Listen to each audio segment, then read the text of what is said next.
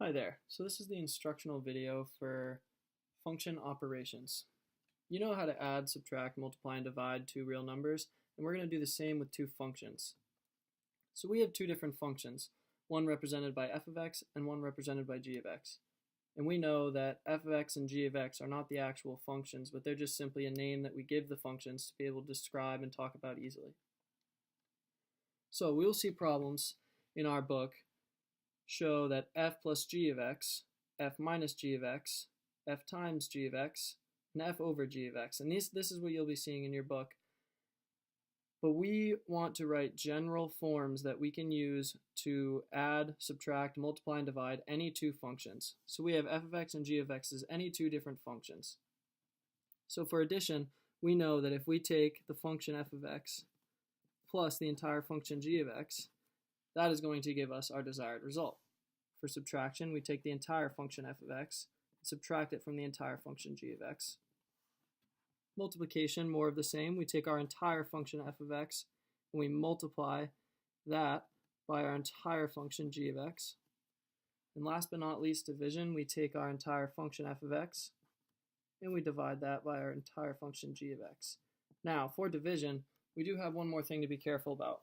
So we know that when we're dividing two real numbers, for example, if we have 2 divided by 0, we know that this comes out to be undefined because we have a 0 in our numerator. So just like when we're dividing two different functions, we know that g of x cannot be equal to 0. Now we'll go ahead and do some examples of each operation here. So we're going to define our f of x as x squared plus 1 and our g of x function as x minus 4. So now we have two specific functions that we can go through examples of each operation to solve. So we have f plus g of x, and we write out our two functions just like we took from our general equation above. Now we take our terms, x squared plus 1, and we get rid of the parentheses by distributing this plus outside into each term of the following function.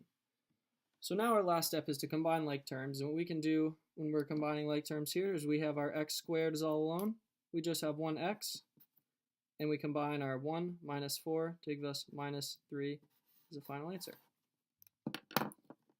Now when we're subtracting two functions, we take our entire function f of x minus our entire function g of x, and we want to get rid of the parentheses the same way we did when we were adding two functions.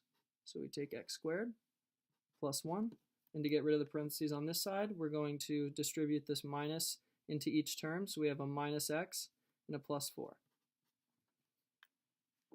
Now once again we're going to combine like terms, and we have x squared minus x plus 5 as our final answer.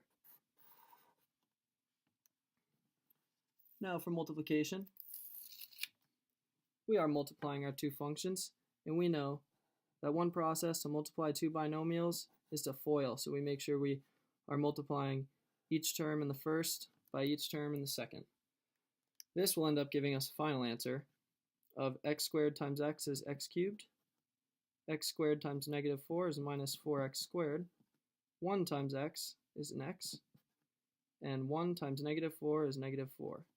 That's going to be our simplified answer. We don't have any like terms to combine. And lastly, we go through our division. Now our division, we have f over g of x. So we have our entire function f over our entire function g. And this is actually as simple as this answer gets. Now one thing we don't want to forget is our domain, which is the set of all inputs x for which the function is defined. So in this example, our g of x is equal to x minus 4. So we want our x minus 4 to set it equal to 0 and solve for x. We end up getting 4. So our domain is going to be all real numbers except 4.